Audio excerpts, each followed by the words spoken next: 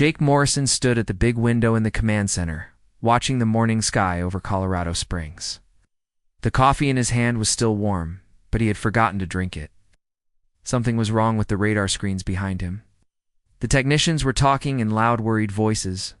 "Sir, you need to see this," called out Sergeant Danny Walsh from his station. His voice shook a little jot. Jake turned around and walked to the main display screen. What he saw made his stomach drop. Large objects were showing up on radar all around the world. They were huge, bigger than any airplane or known aircraft, and they were just sitting there in the sky above major cities. "How many?" Jake asked, setting down his coffee cup. 12 confirmed, sir. One over New York, one over Los Angeles, London, Tokyo, Moscow, Beijing. They're positioned over every major population center on Earth. The screen showed the objects as bright dots on a world map. Jake had been in the military for 20 years, but he had never seen anything like this. The objects were not moving. They were not attacking. They were just there, hanging in the sky like giant question marks. "Get me President Carter on the line," Jake ordered. "Contact the other defense centers around the world. I want to know everything they know." His team worked to establish communications. Jake stared at the screen. Each object was about 2 miles long and perfectly still. The radar showed they were made of some kind of material that seemed to bend and reflect the radar waves in strange ways. Dr. Lisa Yang burst through the doors of the command center. She was breathing hard and carrying a laptop computer under her arm. Lisa worked as Earth's top expert on languages and communication. She had been called in 3 months ago when the government started a secret program to prepare for possible contact with aliens. "Captain Morrison," she said, trying to catch her breath. "Receiving transmissions. They're trying to talk to us." Jake felt his heart beat faster. What are they saying? Lisa opened her laptop and plugged it into the command center's main computer system. Sound came through the speakers. It was not like any language Jake had ever heard. The sounds were musical, like wind chimes mixed with whale songs. "I've been working on this for the past hour," Lisa said, typing quickly on her keyboard. "Their language uses patterns that repeat. I think I can build a basic translation program." The room became quiet except for the soft clicking of Lisa's typing and the strange alien sounds coming from the speakers. Jake watched the radar screen and saw that more military aircraft were taking off from bases around the world. Everyone was scrambling to understand what was happening. "Back there," Lisa said suddenly. "I think I have something." The alien sounds continued, but now words appeared on the screen in English. The translation was rough, but the message was clear enough to understand. "We come in peace. We are the keepers. We offer your species protection. No harm will come to those who accept our guardianship. You will be safe under our care." Jake read the words twice. Protection from what? He wondered.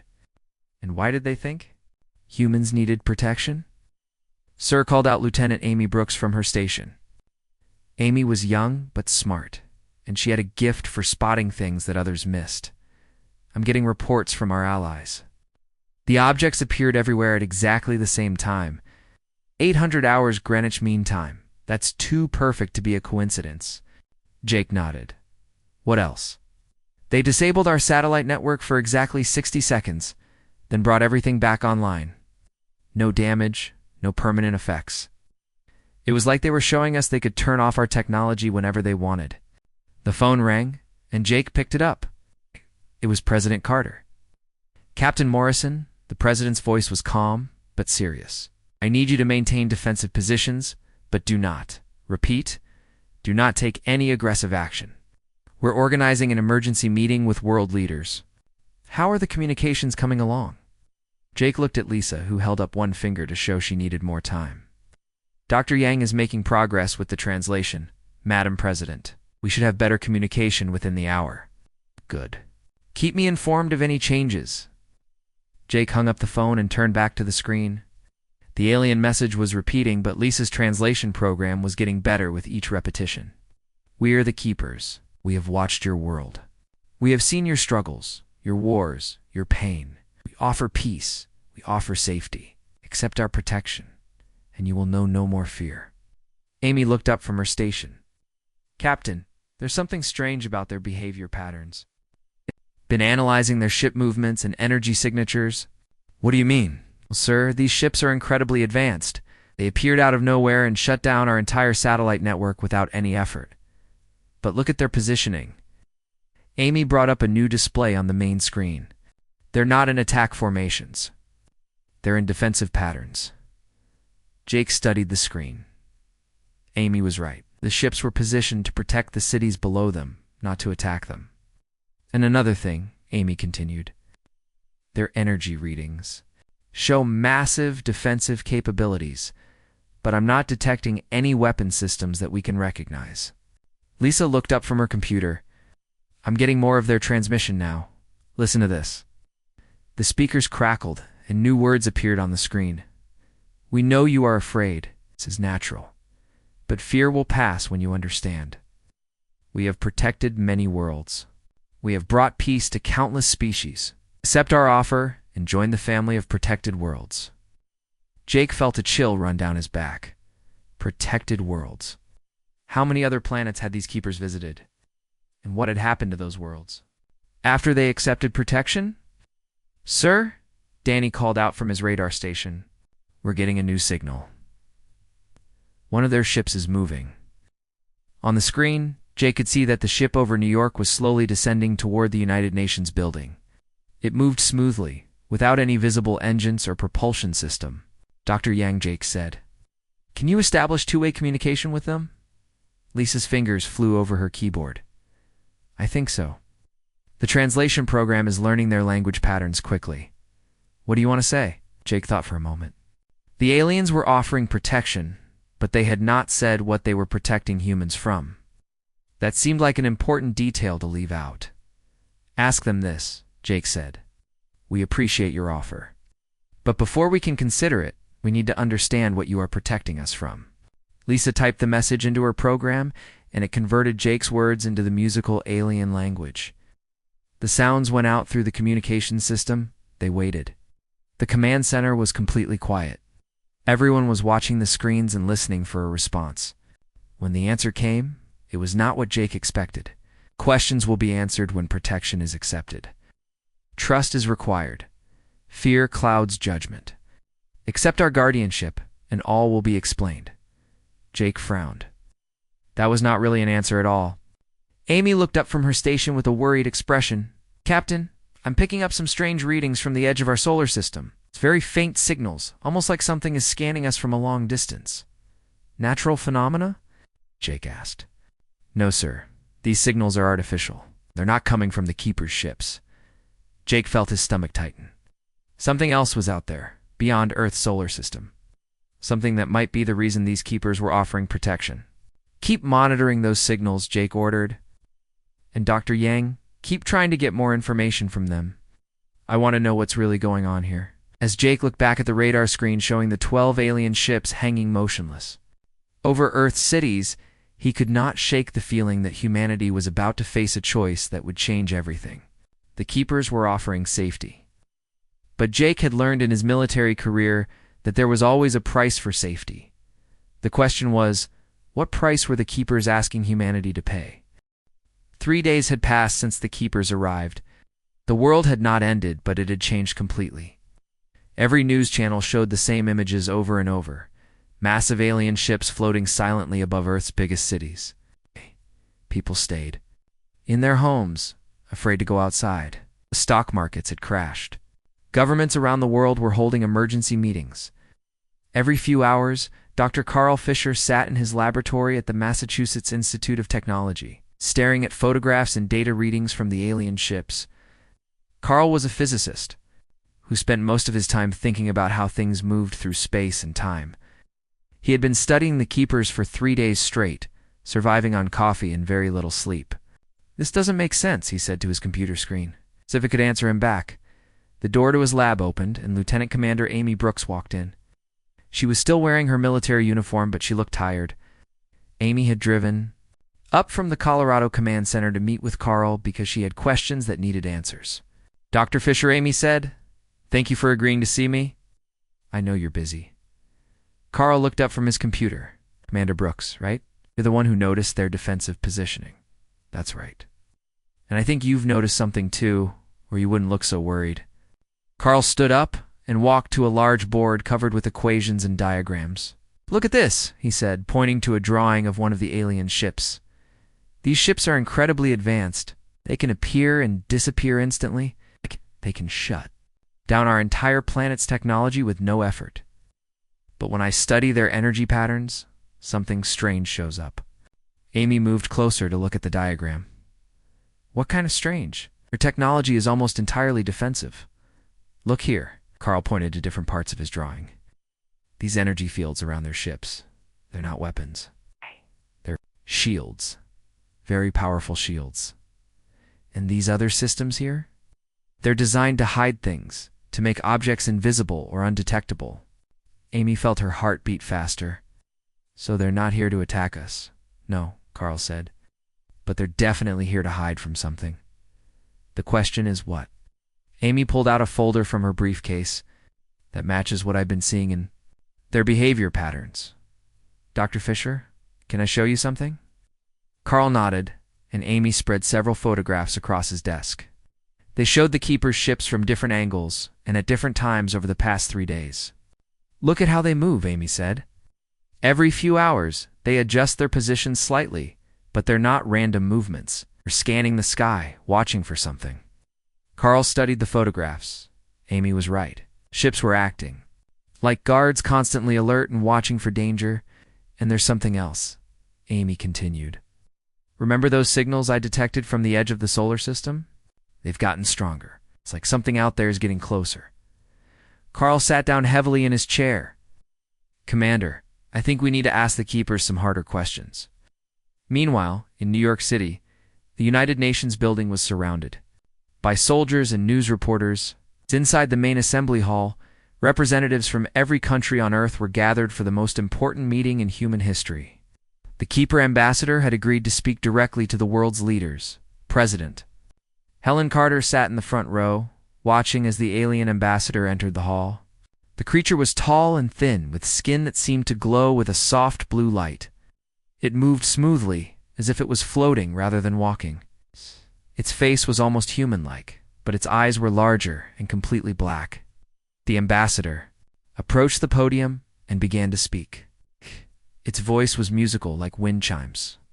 But the translation devices that Dr. Lisa Yang had built allowed everyone to understand its words. "Leaders of Earth," the ambassador said, "we are honored to speak with you.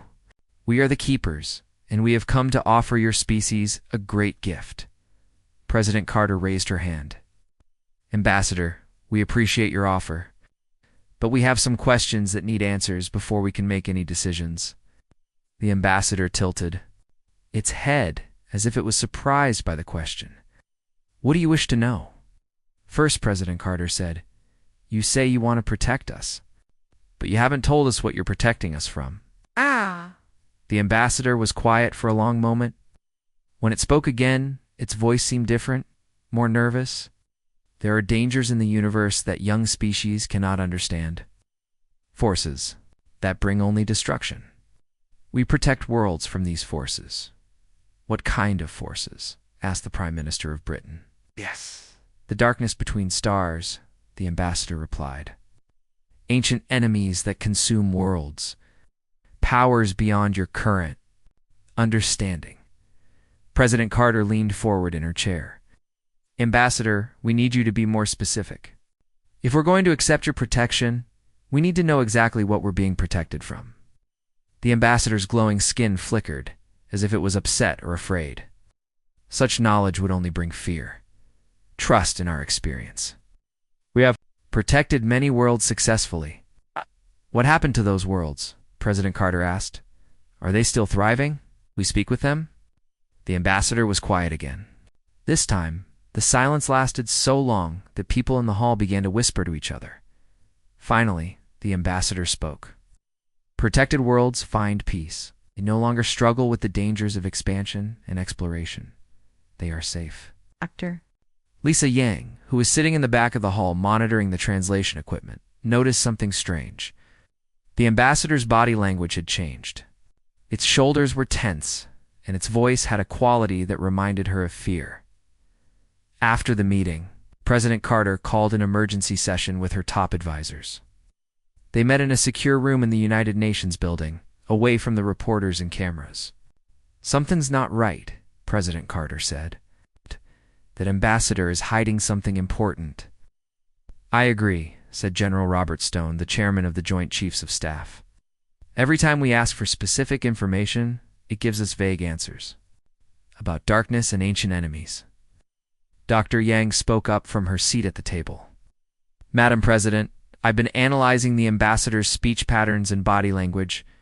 When it talks about protection, it shows signs of stress and fear. It's not just offering to protect us. It's afraid of something." President Carter nodded. "Get me Captain Morrison and Commander Brooks on a secure line. And Dr. Yang, I want you to prepare a list of very specific questions. If these keepers want us to accept their protection, they need to give us real answers." Back at the Colorado Command Center, Captain Jake Morrison was studying the latest reports from around the world. The mysterious signals from the edge of the solar system were getting stronger every day. Whatever was out there, it was getting closer to Earth. "Sir," called out Sergeant Danny Walsh from his station. "We're getting a priority call from the President." Jake picked up the secure phone. "This is Captain Morrison." "Captain," President Carter's voice came through clearly. "I need you to prepare for something. Tomorrow, I'm going to ask the Keepers the question that really matters." "What question?" "Is that, Madam President? I'm going to ask them exactly what they're so afraid of. And I'm going to keep asking until we get a real answer." Jake looked at the radar screen showing the alien ships. Had not moved from their positions, but somehow they seemed more tense than before, as if they were waiting for something to happen. "What if they don't want to answer?" Jake asked. "Then we'll know for sure that they're not telling us the truth about why they're here," President Carter replied. "And we'll have to decide what to do about it." After the call ended, Jake walked to the big window overlooking the Colorado mountains. The sun was setting, painting the sky in shades of orange and red. Somewhere out there, beyond the edge of the solar system, something was coming toward Earth. The Keepers knew what it was. They would not say.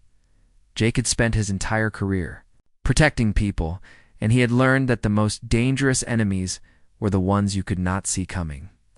If the Keepers would not tell humanity what they were facing, then humans would have to find out for themselves. The next morning would bring answers one way or another.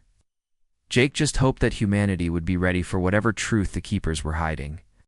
The meeting room in the White House was completely silent. President Helen Carter sat across from the Keeper ambassador, with only Dr. Lisa Yang and 2 security guards present. The ambassador had agreed to this private meeting after President Carter had asked the same question 3 times in front of the United Nations. "What exactly are you protecting us from?" Each time, the ambassador had given the same vague answer about darkness and ancient forces. But President Carter could see the fear in the aliens' black eyes. Something was terrifying these advanced beings, and she was determined to find out what. "Ambassador," President Carter said quietly, "we are alone now.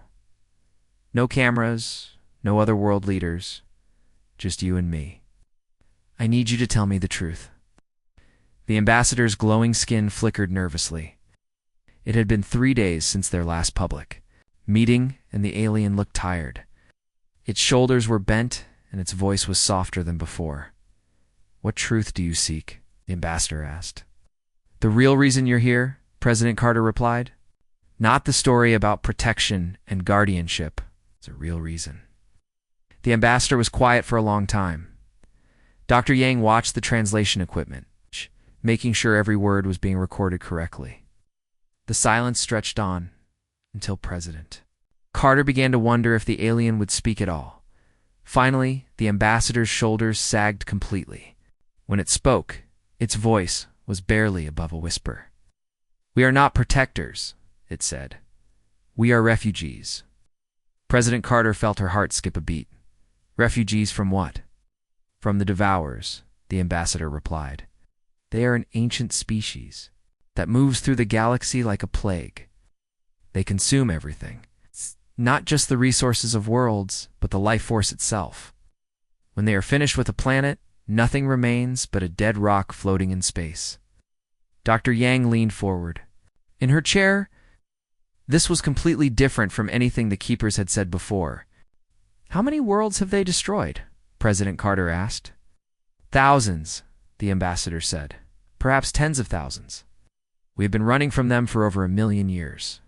The ambassador stood up and walked to the window. Outside, the White House lawn looked peaceful and green. But the aliens seemed to see something else when it looked out at the world.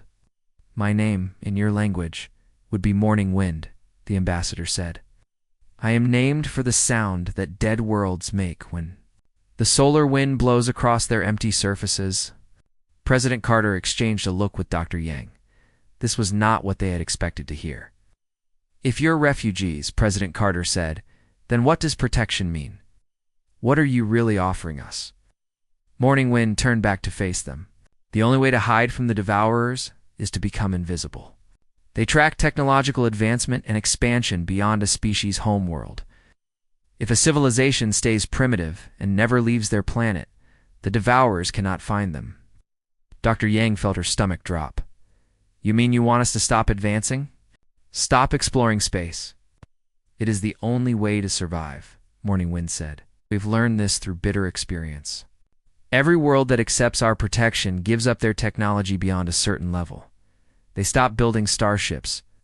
They stop sending signals into space. They become quiet and undetectable. President Carter stood up quickly. That's not protection. That's imprisonment. It is survival, Morning Wind replied. The protected worlds are still alive. Their people live and have children and find happiness. They are safe. But they never grow, President Carter said. They never become more than they are.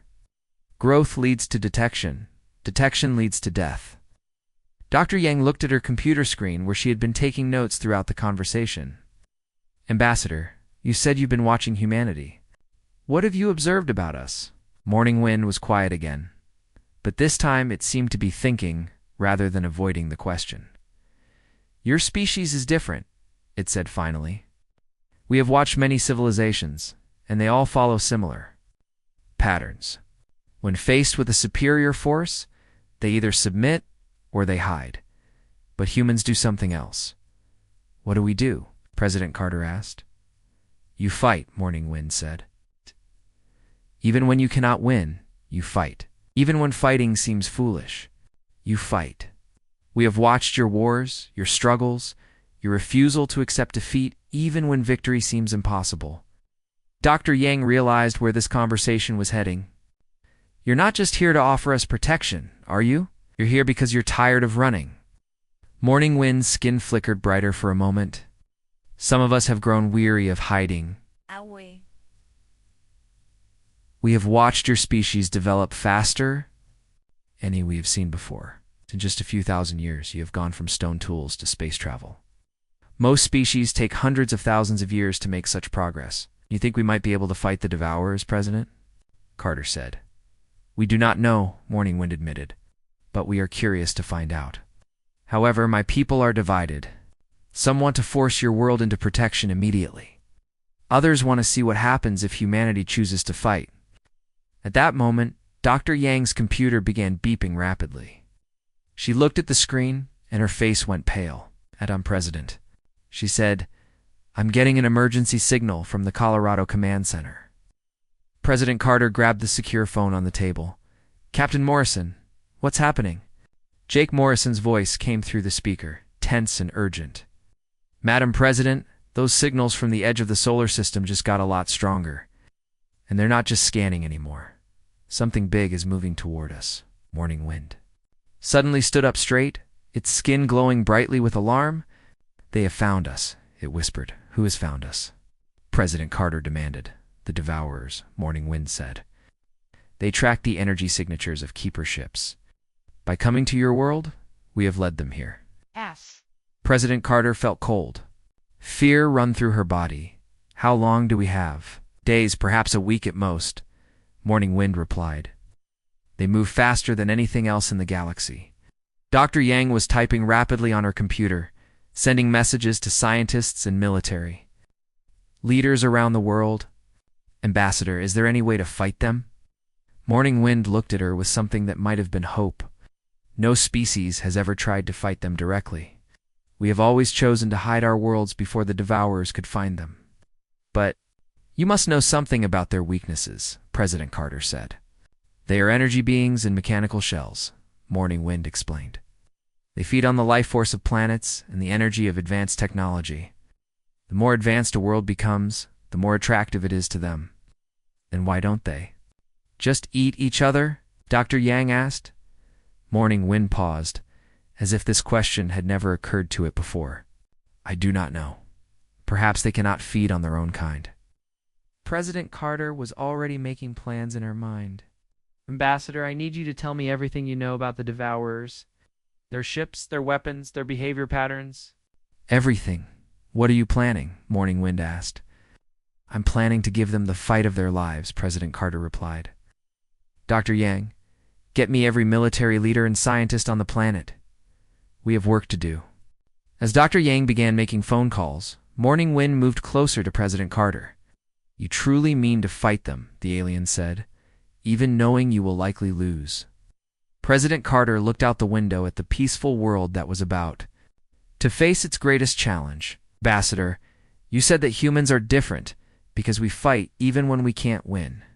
You're right. But there's something else about humans that you haven't learned yet. What is that? We're very good at turning impossible fights into possible victories.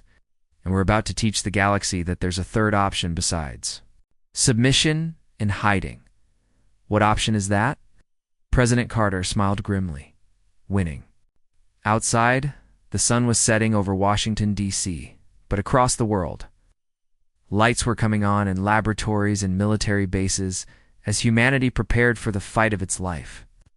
The Devourers were coming, but they were about to discover that Earth was not like the other worlds they had consumed. This world would fight back. The world had changed completely in just 2 days. Every television channel showed the same emergency broadcasts. Every radio station repeated the same message. The President of the United States had told the world the truth about the Keepers and the coming threat of the Devour. Dr. Carl Fisher stood in his laboratory at MIT, surrounded by pieces of Keeper technology that Morning Wind had provided.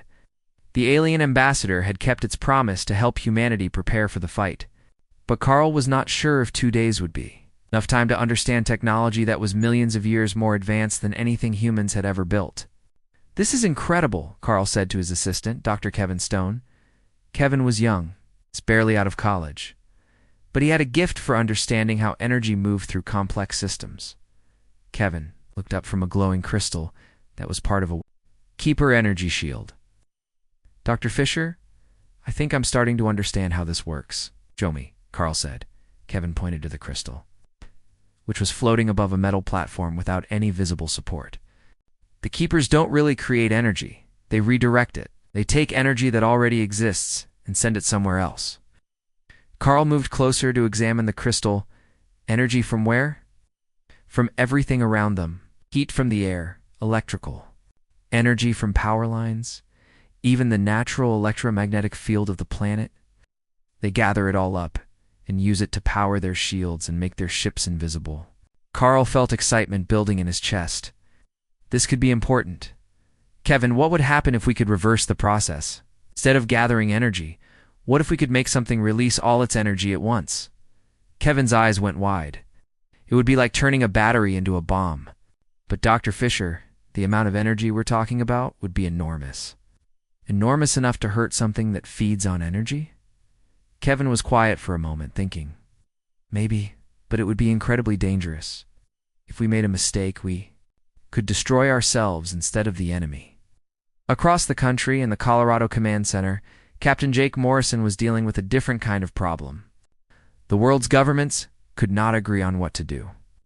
Some countries wanted to accept the Keeper's protection, even if it meant giving up all technological advancement. Other countries wanted to fight the Devourers, no matter what the cost. Lieutenant Commander Amy Brooks said, "We're getting reports from around the world. They want their technology shut down immediately." Jake looked at the main display screen, which showed the positions of Keeper ships around the world. Some of the ships had moved closer to certain cities, while others had pulled back. "What about the others?" Jake asked.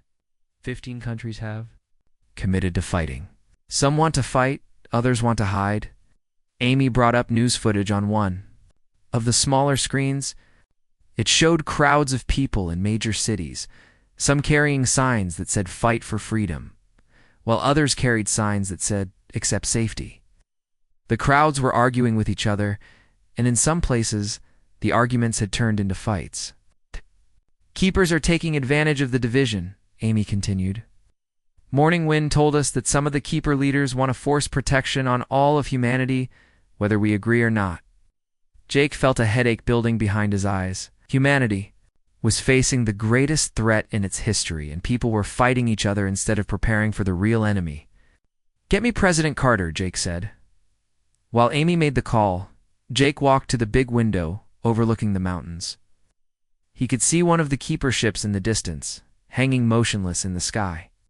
But he knew that other Keeper ships were no longer working with Morning Wind. The alien species was having their own civil war about what to do with. "Captain Morrison, what's the situation?" "It's not good, Madam President.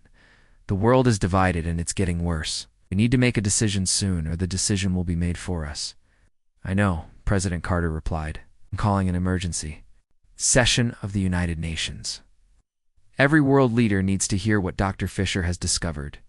2 hours later, the United Nations Assembly Hall was packed with representatives from every country on Earth. But this time, there were also Keeper ambassadors present. Morning Wind stood on one side of the stage, while 3 other Keeper representatives stood on the other side. The other Keepers looked different from Morning Wind. Their skin glowed with angry red light instead of the soft blue that Morning Wind showed. President Carter approached the podium. "Leaders of Earth, we face a choice that will determine the future of our species. We can accept the protection offered by the Keepers, which means giving up our technology and never leaving our planet again. Or we can fight the Devourers with everything we have." One of the red-glowing Keepers stepped forward. "The choice has already been made," it said in a voice like grinding metal. "Humanity is too dangerous to be allowed to continue its current path. You advance too quickly. You ask too many questions. You will accept protection, or protection will be forced upon you." Morning Wind moved quickly to stand between the other Keeper and President Carter. "That is not the agreement we made." Morning Wind said, "Humans have the right to choose their own fate." "Rights," the red-glowing Keeper replied, "are luxuries that extinct species cannot afford." Dr. Fisher stood up from his seat in the audience. "May I speak?" President Carter nodded. "Dr. Fisher has made an important discovery. Please listen to what he has to say." Carl walked to the podium, carrying a small device in his hands. "Keepers, you said that no species has ever tried to fight the Devourers directly, but that's because you always convinced them to hide before they could develop the right weapons." "You're wrong," Carl replied. He held up the device in his hands. "This is based on your own technology, but modified. Instead of gathering energy to create shields, it releases energy all at once." Morning Wind moved closer to examine the device. "What kind of energy release?" "Enough to overload any system that tries to absorb it," Carl explained. "If the Devourers feed on energy, then we can give them more energy than they can handle." Kevin Stone stood up from his seat. "It doesn't destroy matter, forces energy to move so fast that anything trying to absorb it gets overwhelmed. Young species cannot create such weapons." "Young species," Carl said, "think differently than old species. You've been hiding for so long that you forgot how to attack." President Carter stepped forward. "This is our choice, Keepers. We will not accept a life of hiding and stagnation. If the Devourers want to consume our world, they will have to fight for it." The red-glowing Keeper turned to face Morning Wind. "You have contaminated them with false hope. This ends now." But before the red-glowing Keeper could do anything, alarms began sounding throughout the building. Amy Brooks' voice came through the communication system. "This is Commander Brooks at the Colorado Command Center. The signals from the edge of the solar system just increased dramatically. Multiple large objects are approaching Earth at incredible speed." Morning Wind's skin went completely white. "They are here. The Devourers have arrived." Through the windows of the assembly hall, people could see new shapes appearing in the sky. These ships were nothing like the elegant Keeper vessels. They were dark, organic-looking things that seemed to absorb light instead of reflecting it. They were enormous, each one larger than a city. How long until they reach Earth? President Carter asked. 6 hours, Amy's voice replied through the speakers. The red glowing keeper turned to the human leaders. It is too late for protection now. The Devourers will consume this world whether you resist or not. President Carter looked at the dark ships growing larger in the sky. Then we'll make sure they pay a price for it. All nations that choose protection, the keepers will do what they can for you. But understand this, the age of hiding is over. Today humanity shows the galaxy that there is another way. Morning Wind approached President Carter. I will fight beside you, it said. My people have run long enough. What about the others? President Carter asked, looking at the red glowing keepers. They will try to save themselves, Morning Wind replied. But some of us remember what it means to hope. As the assembly hall emptied, the representatives rushing back to their countries to prepare for battle, President Carter looked up at the approaching Devourer ships. In 6 hours, humanity would face its greatest test. They would either prove that freedom was worth fighting for, or they would become another silent world in the galaxy's long history of conquered civilizations. But today they would fight for everyone. The Earth's defense fleet was not impressive to look at. Captain Jake Morrison Commanded only 30 ships, hastily converted from military vessels and commercial spacecraft. Each ship carried the new energy bomb weapons that Dr. Fisher and Kevin Stone had built in just 4 hours. The weapons were untested, dangerous, might not work at all, but they were humanity's only hope. Jake stood on the bridge of the Earth's flagship, looking out at the massive Devourer ships approaching from the edge of space. Each enemy vessel was the size of a small moon, covered in what looked like black metal that seemed to eat light itself. The ships moved without any visible engines, sliding through space like huge predators hunting for prey. Captain, called out Lieutenant Commander Amy Brooks from her station. They're already starting to drain power from our outer satellites. Jake nodded grimly. Enemy was still millions of miles away, but their influence was already being felt. On Earth below, power grids were flickering as the Devourers pulled energy from everything they could reach. Sir, said Sergeant Danny Walsh, Morning Wind is requesting permission to speak with you. Put it through, Jake replied. Morning Wind's voice came through the communication system. The Keeper was aboard one of the 12 alien ships that had chosen to fight alongside humanity. The other Keeper vessels had already fled, taking with the many humans who had requested protection. Captain Morrison, Morning Wind said, the Devourers will begin their feeding process soon. They will try to drain all energy from your planet before they physically consume it. How long do we have? Jake asked. Perhaps 2 hours before the drain becomes fatal to your world's population. Jake looked at the tactical display showing the positions of all ships. The human and Keeper vessels looked tiny compared to the approaching Devourer fleet. All ships, Jake announced over the communication channel. This is Captain Morrison. We're going to do something that no species in galactic history has ever attempted. We're going to attack the Devourers directly. From the bridge of another human ship, Dr. Carl Fisher's voice came through the speakers. Captain, we've finished installing the energy bombs on all vessels. But remember, these weapons are experimental. We don't know what will happen when we use them. Dr. Fisher, Jake replied, we don't know what will happen if we don't use them either, so let's find out. The first Devourer ship reached the outer edge of Earth's solar system. Immediately, the temperature on Earth began to drop as the alien vessel drained heat energy from the sun itself. The northern lights appeared over every part of the planet as the Earth's magnetic field was pulled and twisted by the Devourer's energy absorption. All ships, attack formation, Jake ordered. The Earth defense fleet moved toward the enemy, with the Keeper ships providing defensive shields around the human vessels. As they got closer, Jake could see that the Devourer ships were not solid metal. They were covered in millions of tiny organisms that moved and flowed like a dark ocean. Captain Amy said, I'm detecting massive energy spikes from the lead Devourer ship. It's targeting us. A beam of pure darkness shot out from the enemy vessel. Where it touched one of the human ships, the vessel simply disappeared. Not destroyed, not exploded.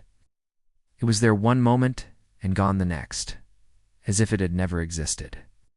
Evasive maneuvers, Jake shouted. Stay close to the keeper ships. Morning Wind's vessel moved between the human fleet and the Devourer beam. The keeper ship's shields flared bright blue as they absorbed the dark energy, but Jake could see the strain. The shields were flickering and would not last long. This is our chance, Jake said into his communication device.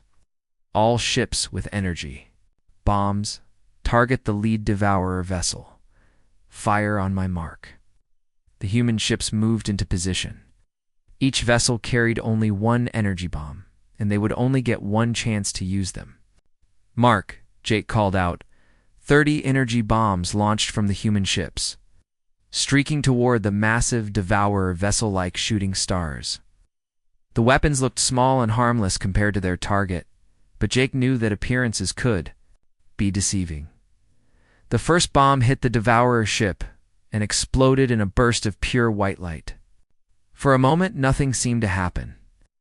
Then the dark organisms covering the ship's surface began to writhe and pull away from the impact point, as if they were in pain. The second bomb hit, then the third. With each explosion, more of the dark organisms retreated, revealing the metal hull beneath. But it was the 10th bomb that changed everything. When it exploded, something went wrong with the Devourer ship's energy absorption system. Instead of absorbing the energy from the bomb, the ship began releasing energy uncontrollably. Streams of white light poured out of the vessel in all directions. It's working. Dr. Fisher's voice came through the communication system. The energy overload is causing a chain reaction in their absorption mechanisms. The Devourer ship began to shake and twist as more energy poured out of it. The dark organisms covering its surface were burning away like paper in a fire. And then, with a flash of light that could be seen from Earth, the entire ship exploded. For a moment, the human fleet was silent. They had just destroyed something that had been considered invincible for millions of years. But their celebration was short-lived. The other Devourer ships were changing their approach. Instead of trying to drain energy slowly, they began moving directly toward Earth at incredible speed. They're going to ram the planet, Amy called out. At that speed, the impact will destroy everything. Jake made a decision that would determine the fate of humanity. All remaining ships, follow me. We're going to intercept them. Sir Danny said, we don't have any more energy bombs. Ow. Then we'll use ourselves, Jake replied. Ow. All ships, overload your reactors. We're going to give the Devourers more energy than they can handle. Jake knew it was a suicide mission. ... It was the only way to save Earth. The human and keeper ships flew directly into the path of the approaching Devourer vessels. As they got closer, Jake could see the dark organisms reaching out toward his ship, trying to drain its energy. Now Jake shouted into his communication device. Every human ship overloaded its nuclear reactor at the same moment. Explosions were massive, releasing more energy in a few seconds than some stars produced in years. The Devourer ships, programmed to absorb any energy they encountered, tried to consume it all. But there was too much. The energy overload traveled through the Devourer fleet like a virus, causing ship after ship to explode as their absorption systems failed. Within minutes, the entire invasion force was destroyed. Jake Morrison did not live to see the victory, but his sacrifice had saved humanity and proven that the Devourers could be defeated. On Earth, President Carter watched the explosions in space through telescopes and satellites. When the last Devourer ship was destroyed, she turned to address the world. Today, humanity chose freedom over safety, she said. We chose to fight rather than hide. And because of that choice, the galaxy will never be the same. Morning Wind landed its ship on Earth the next day. The Keeper Ambassador met with President Carter in the same White House room where they had first learned the truth about the Devourers. What happens now? President Carter asked. Now Morning Wind replied, we send a message to every world in the galaxy. We tell them that the Devourers can be defeated. We tell them that they don't have to hide anymore. And what about the protected worlds? The ones that gave up their technology? Morning Wind's skin glowed brighter. We will teach them to build energy bombs. We you'll help them reclaim their freedom. For the first time in a million years, species will be able to reach for the stars again. President Carter smiled. I guess that means humanity is going to have a lot of new neighbors. Yes, Morning Wind agreed. And for the first time since, my people began running from the devourers. I believe the galaxy has a bright future. The story ended not with conquest, but with liberation. Humanity had asked a simple question: protection from what? And in finding the answer, they had freed an entire galaxy from fear. Within a year, human ships would carry energy bomb technology to dozens of worlds, offering the same choice that President Carter had made: safety or freedom. Most species chose freedom. The age of hiding was over. The age of exploration had begun again, and humanity had shown the way.